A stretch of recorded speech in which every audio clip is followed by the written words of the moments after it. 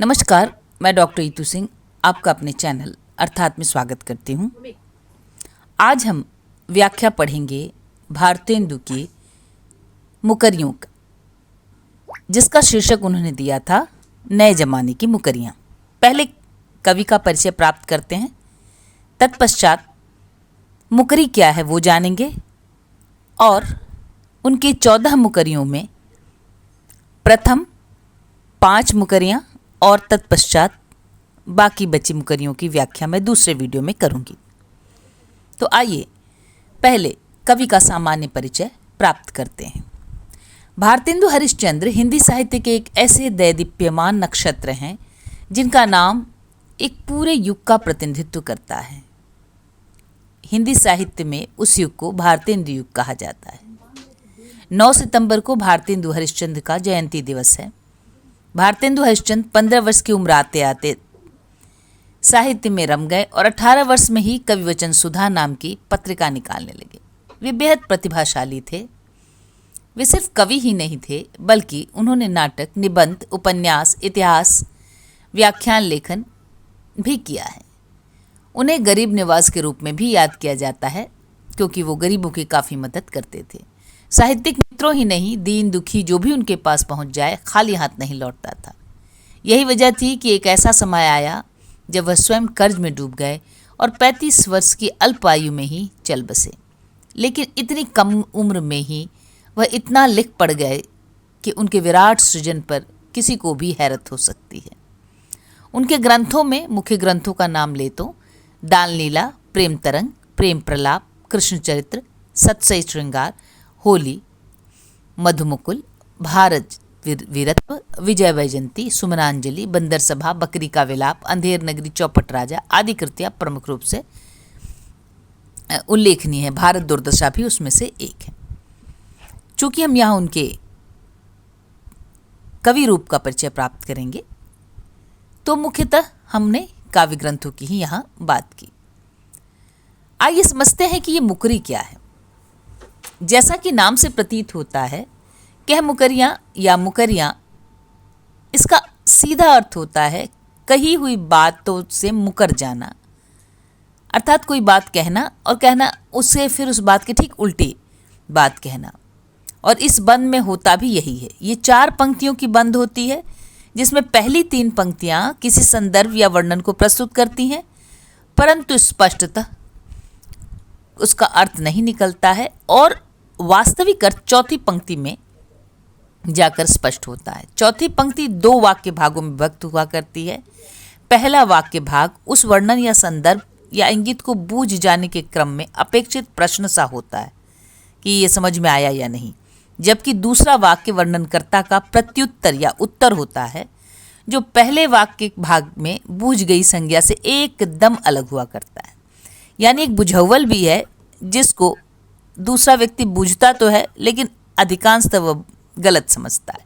यानी किसी और संज्ञा को ही उत्तर के रूप में बतलाता है। इस लिहाज से मुकरियाँ एक तरह की अन्योक्ति है, यानी कहा कुछ जाए और उसका अर्थ कुछ निकले। और ये मज़ेदार भी होती हैं, मनोरंजक होती हैं। लोक प्रचलित पहेलियों का एक काव्य रूप है मुकरी। भारतेंदु जी की मुकरी लोक जीवन में खूब प्रचलित हुई। मुकरी एक बहुविकल्पी शब्द है, जिसका लक्ष्य मनोरंजन के साथ साथ बुद्धि चातुरी की परीक्षा भी होता है। यद्यपि इस रचना विधा की उपस्थिति अमीर खुसरो से मानी जाती है, खुसरो ने ही इस लोक काव्य रूप को साहित्यिक बना दिया। इसी को कह मुकरी भी कहते हैं। जैसे एक कह मुकरी ऐसे है, सगरी रैन वह मोसंग जागा, भोर भई तब बिछुरन लागा, बाके बिछुरत फाटे हिया, क्यों सकी सज्जन नाही दिया। सारी रात मैं उसके संग जागा और भोर जब वो भई वो बिछुड़ने लगा, उसके बिछुड़ने से मेरी छाती फटने लगी। तो सखी अनुमान लगाती है, क्यों सखी साजन, क्या वो तुम्हारा साजन था? तब सखी उत्तर देती है, ना ना, मैं तो दिया की बात कर रही थी, जो सारी रात मेरे साथ जलता रहा और सुबह होते ही वो बिछड़ गया। इस तरह मुकरी में एक अलग तरह की चुहल और एक अलग तरह की मज़ेदार बात होती है, पहेली होती है। भारतेंदु ने इस मुकरी का प्रयोग प्रेम संदर्भों में नहीं किया है, बल्कि इस मुकरी का प्रयोग वो अपने समय की राजनीतिक, सामाजिक, प्रशासनिक स्थिति को बताने के लिए करते हैं। क्यों? क्योंकि उनको लगता था कि सीधे सीधे अंग्रेजी सत्ता या व्यवस्था पर चोट करना संभव भी नहीं था और वैसी रचनाएं बैन कर दी जाती थी, प्रतिबंधित कर दी जाती थी। इसलिए कवि अलग अलग तरीके से अपनी बात लोगों तक पहुंचाना चाहता था। इसलिए उन्होंने अपनी मुकरी का नाम सिर्फ मुकरी नहीं रखा है, बल्कि वो उसका नाम रखते हैं नए जमाने की मुकरियाँ। जब हरिश्चंद्र चंद्रिका में प्रकाशित होने के साथ 1884 में भारतेंदु हरिश्चंद्र की नए जमाने की मुकरियाँ पाठकों तक पहुंची तो चारों ओर वाह वाह उठी। उनकी मुकरियों को नए जमाने का इसलिए कहा गया कि उन्होंने अपने शब्दों में अपने औपनिवेशिक अंग्रेज शासित वक्त का, भारत की दुर्दशा का चित्र खींचा। अपनी इस विधा की रचनाओं में उन्होंने बेरोजगारी, रेल, चुंगी, पुलिस, कानून, शोषण, अखबार, जहाज, शराब, खिताब, छापाखाना जैसे गोरे शासन के इन कई विषयों पर तीखे व्यंग के साथ संधान किया है, अर्थात निशाना साधा है। तो यह थी भूमिका। चलिए हम एक एक करके उनकी मुकरियों को संक्षेप में समझते हैं। पहली मुकरी है, सब गुरुजन को बुरो बतावे, अपनी खिचड़ी अलग पकावे, भीतर तत्व न झूठी तेजी, क्यों से कि सज्जन नहीं अंग्रेजी। आप पहली दो पंक्तियों को देखें तो भारतेंदु यहाँ कह रहे हैं कि एक सखी दूसरे सखी से कहती है कि वह व्यक्ति जिसकी मैं बात कर रही हूँ वह अपने बड़े लोगों को, गुरुजन यानी बड़े लोगों को बुरा बताता है और अपनी खिचड़ी अलग पकावे। ये मुहावरा है, अपनी खिचड़ी अलग पकाना, यानी अपने आप में रहना या अपनी विचारधारा को बिल्कुल सबसे अलग थलग रखना और मानना। तो सखी कहती है कि वह मैं जिसकी बात कर रही हूँ वह अपने बड़ों को बुरा बताता है, अपनी खिचड़ी, अपनी विचारधारा, अपनी बातें बिल्कुल सबसे अलग रखता है। और मूल बात तो ये है कि उसमें कोई तत्व नहीं है, अर्थात उसकी बात में कोई सार नहीं है, कोई अर्थ नहीं है। भीतर तत्व न झूठी तेजी, उसके अंदर कोई भीतरी तत्व नहीं है, लेकिन ऊपर से बड़ा तेज और चमक दिखाता है वह। तो सखी उससे अनुमान लगाती है कि यह शायद अपने साजन की बात कर रही है। तो वह पूछती है, क्यों सखी सज्जन? तब सखी का उत्तर होता है, और यही चमत्कार है, नहीं अंग्रेजी। नहीं, मैं तो अंग्रेजी भाषा की बात कर रही हूँ। अब आप समझ लीजिए कि भारतेंदु का समय 1850 से 1885 था। उस दौर में भी अंग्रेजी का जो प्रभाव था किस तरह बढ़ गया था, और अंग्रेजी पढ़ने वाले लोग या अंग्रेजी जानने वाले लोग अपने को सबसे अच्छा और श्रेष्ठ मानते थे। तो इस श्रेष्ठता बोध को यहाँ पर भारतेंदु ने निशाने पर लिया है। वो कहते हैं कि ये जो अंग्रेजी है ये सब गुरुजन को बुरा बताती है, यानी हमारा जो इतिहास है, हमारी जो परंपरा है, हमारे जो बड़े लोग बताते हैं, ये इसके विरोध में जाती है। अपनी खिचड़ी अलग पकावे, ये भाषा अपने आप को सबसे श्रेष्ठ समझती है, इसलिए इसके भीतर जो विचारधारा है उसका भी उसमें भी एक श्रेष्ठता का भाव होता है। यही है अपनी खिचड़ी अलग पकाना। इसके भीतर कोई तत्व नहीं होती है। वास्तव में भाषा ज्ञान से सिर्फ भाषा को जान लेने से ज्ञान की गहनता का पता नहीं चलता। ये भारतेंदु कहते हैं कि इसके भीतर कोई भी तत्व नहीं है, सार नहीं है, गहरा अर्थ नहीं है, बस ऊपर से झूठी चमक दिखाई देती है। यह अंग्रेजी भाषा पर किया गया बहुत ही धारदार कटाक्ष है जो भारतेंदु ने किया है। तो इस तरह देखते हैं कि इस मुकरी में भारतेंदु ने अपने समय में अंग्रेजी के दिखावे को, अंग्रेजी भाषा की परंपरा को नकारने के भाव को और उसकी उथलेपन को यहाँ पर उभार कर रखा है। आइए अब दूसरे मुकरी को पढ़ते हैं। 3 बुलावे 13 आवे, निज निज बिपता रोई सुनावे, आँखों फूटे भरा न पेट, क्यों से कि सज्जन नहीं ग्रेजुएट। भारतेंदु ने अपने समय की समस्याओं में कई महत्वपूर्ण समस्याओं को सामने रखा, जिसमें से एक बड़ी समस्या उस दौर में ही थी, वह बेरोजगारी की थी। तो आप समझ लीजिए कि बेरोजगारी की समस्या ये समकालीन समस्या नहीं है, आज की समस्या नहीं है, बल्कि आज से लगभग 100-125 साल पहले भी हम इसी समस्या से गुजर रहे थे, उससे भी ज़्यादा का समय हो गया। तो एक सखी दूसरे से, आप व्याख्या जब करेंगे तो ऐसे ही लिखेंगे कि कवि कहते हैं कि एक सखी दूसरे सखी को अनुमान लगाने के लिए अपने कुछ शब्द देती है, कुछ बात कहती है कि तुम अनुमान लगाओ मैं किसकी बात कर रही हूँ। तो कहती है 3 बुलावें 13 आवें। मैं 3 को बुलाती हूँ तो 13 लोग दौड़े दौड़े आते हैं। निज निज विपता रोई सुनाए, और आते हैं तो अपनी अपनी विपत्ति, अपना अपना दुख मुझे रोकर सुनाते हैं। आंखों फूटे भरा न पेट, मैं देखती हूँ कि इनकी आंखें फूट गई हैं और इनका पेट नहीं भरा है। तो दूसरी सखी कहती बताओ मैं किसकी बात कर रही हूँ। तो उसको लगता है कि ये शायद अपने प्रेमियों की बात कर रही है। क्यों सखी सज्जन? तब सखी हंसते हुए कहती है नहीं, मैं आजकल के ग्रेजुएट की बात कर रही हूँ।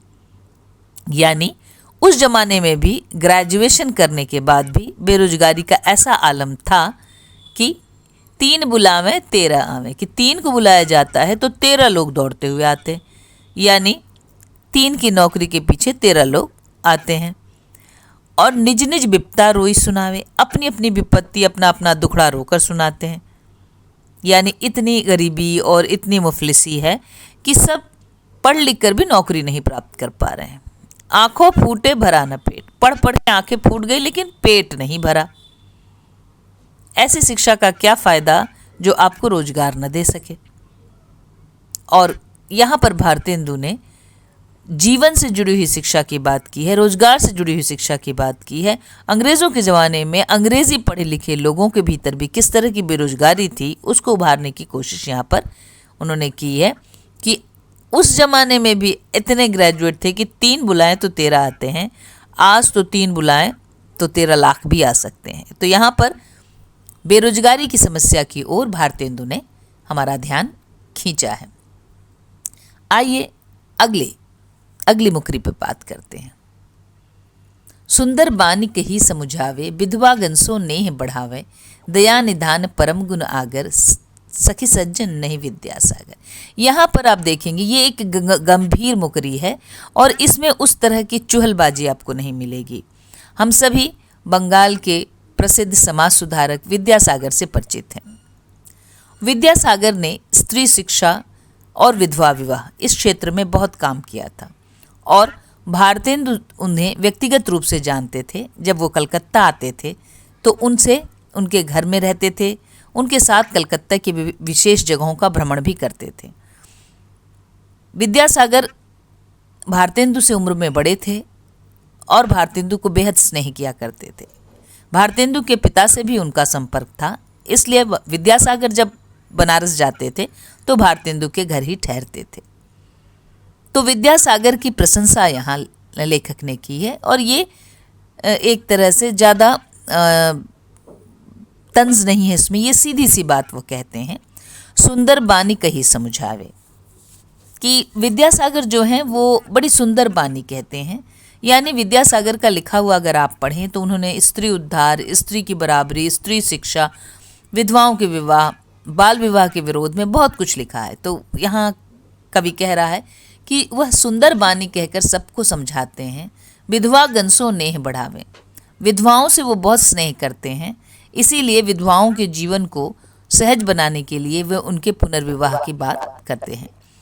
और आप सबको पता भी होगा और न पता हो तो जान लें कि विद्यासागर के बेटे ने अपने बेटे का विवाह भी एक बाल विधवा से करवाया था। दया निदान परम गुण आगर, विद्यासागर की प्रशंसा करते हुए कहते हैं कि वो दया के भंडार हैं और परम गुण के आगर हैं, उनमें विविध प्रकार के गुण भरे हुए हैं।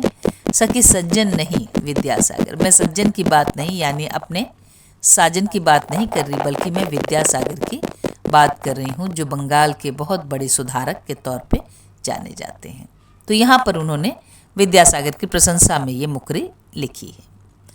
अगला पढ़ते हैं। अगला है चौथी मुकरी।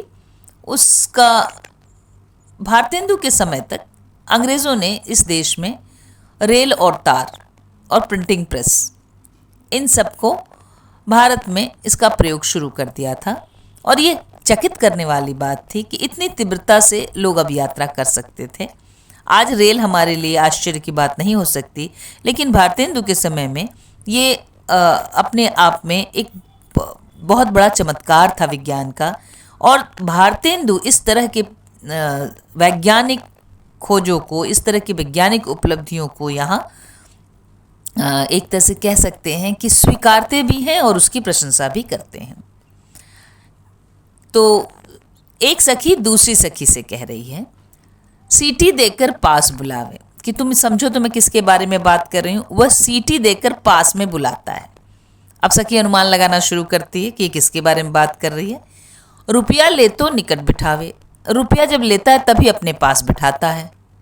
ले भागे मोहि खेल नहीं खेल, और खेल खेल में, मजाक मजाक में, तुरत फुरत में मुझे लेकर भाग जाता है। अब आप इन 3 पंक्तियों को अगर किसी के मुंह से सुने तो स्वाभाविक रूप से सखी अनुमान लगाती है और कहती है, क्यों सखी सज्जन, क्या तुम अपने प्रेमी की बात कर रही हो, अपने साजन की बात कर रही हो? तब तुरंत पहली सखी उत्तर देती है, अरे नहीं नहीं नहीं सखी, रेल, मैं तो रेल की बात कर रही हूँ, जिसे रेलगाड़ी भी कहते हैं।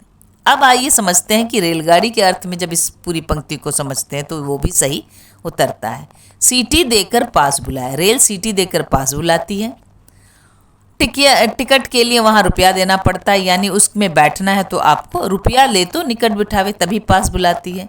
और बहुत तेज़ी से वह एक जगह से दूसरी जगह पहुँच जाती है। ले भागे मोहि खेल नहीं खेल, क्यों सखी सज्जन, नहीं सखी रेल। अगला 5वां, धन लेकर कछु काम न आओ, ऊंची नीची राह दिखाओ, समय पड़े पर सीधे गूंगी, क्यों सखी साजन, नहीं सखी चुंगी। भारतेंदु काशी की म्यूनिसिपैलिटी में कुछ दिन तक मानद पद पर भी रहे थे और वहाँ उन्होंने जिस तरह की अवस्था देखी थी, इस कारण सरकार जो टैक्स लेती है उसका वो विरोध यहाँ कर रहे हैं कि सरकार तो टैक्स ले लेती है, लेकिन चुंगी का अर्थ होता है टैक्स, लेकिन उसके बदले में जो सुविधाएं देनी होती है वो नहीं देती है। तो देखिए कैसे व्यंजनात्मक रूप से, अन्योक्ति के रूप में वो बता रहे हैं कि चुंगी किस तरह से हमसे वसूल तो ली जाती है, लेकिन उसके बदले में हमें जो मिलना चाहिए वो हमें नहीं मिलता है। धन लेकर कछु काम ना हो। एक सखी दूसरी सखी से कहती है कि तुम जरा अनुमान लगाओ तो मैं किसकी बात कर रही हूँ। धन लेकर कछु काम ना हो, वो धन तो ले लेता है लेकिन मेरे किसी काम नहीं आता है। जब मैं उससे अपने धन की बात करती हूँ तो ऊंची नीची राह दिखाओ, तो मुझे वो ऊंची नीची राहें दिखाता है। ये मुहावरा है, ऊंची नीची राह दिखाएं, यानी इधर उधर की बात करता है। समय पड़े पर सीधे गूंगी, और जब मुझे पैसों की ज़रूरत होती है या जब मेरा काम होता है कोई, तो काम के समय वो गूंगा हो जाता है। बताओ तो मैं किसकी बात कर रही हूँ। तो सखी कहती है, क्यों सखी सज्जन, क्या तुम अपने साजन की बात कर रही हो जो धन लेकर भी तुम्हारा उपकार नहीं करता। तो तुरंत सखी उत्तर देती है, नहीं सखी चूंगी। अरे नहीं नहीं, मैं साजन की बात नहीं कर रही, बल्कि मैं तो चूंगी अर्थात टैक्स की बात कर रही हूँ। आप देखिए कवि ने किस तरह से 2 सखियों के वार्तालाप के बीच से टैक्स और टैक्स के द्वारा न किए गए काम को हमारे सामने उपस्थित किया है। आइए उस अर्थ में इसको समझते हैं। धन लेकर कछु काम ना हो, ये जो सरकार है या म्यूनिसिपैलिटी है वो हमसे धन तो ले लेती है लेकिन कोई काम नहीं करती। ऊंची नीची राह दिखाओ, ये जो सड़क भी है वो भी ऊंची नीची रहती है। समय पड़े पर सीधे गूंगी, जब कोई काम आता है हमें जिसमें सरकार हमारी मदद कर सकती है या जो काम सरकार को करना चाहिए, तो सरकार मुंह बंद कर पड़ जाती है, यानी टैक्स तो वसूल लेती है लेकिन काम कुछ नहीं करती है। क्यों सखी सज्जन, नहीं सखी चुंगी, मैं तो यहाँ चुंगी की बात कर रही हूँ। तो इस तरह उन्होंने अपने समकालीन सरकार की, म्यूनिसिपैलिटी की भी मुकरियों के माध्यम से निंदा की है, मजाक उड़ाया है और एक तरह से उस पर तंज कसा है। अभी हमने ये 5 मुकरियाँ पढ़ी। अगले भाग में बाकी 9 मुकरियों के अर्थ समझेंगे। धन्यवाद।